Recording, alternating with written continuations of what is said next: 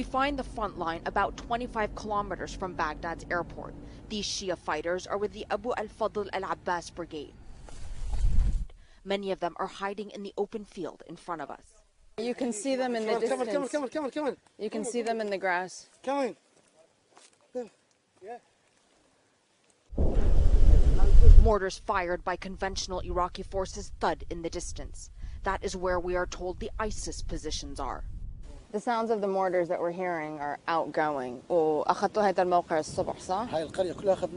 And this village, they moved into it at dawn, about a few hours before we arrived, and we can see their men that are at their current front line just over there.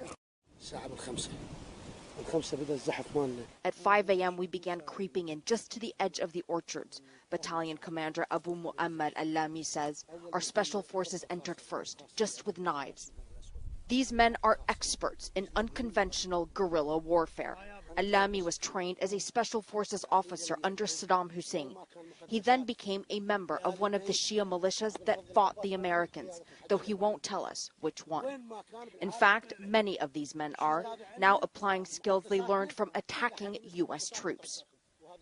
And they are fresh off the battlefield in Syria, where the brigade was formed by Abu Ali al-Darraji.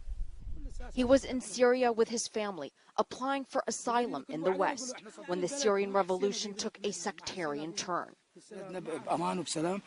Our holy shrines are a red line, he says.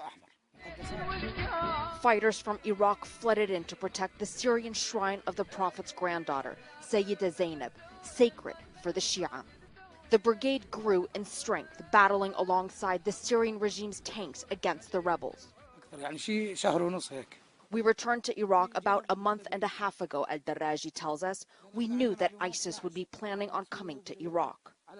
Now wearing Iraqi military uniforms for these hardened fighters deployed to one of the fiercest front lines, it's a battle to the death. After overrunning an ISIS position, they show us what little the ISIS fighters left behind. 60mm mortar round that they found with them. This is a scope for an anti-tank weapon system that they also found. Pumped by their successes, they dance. Where are you, ISIS, today? We will damn you, they chant.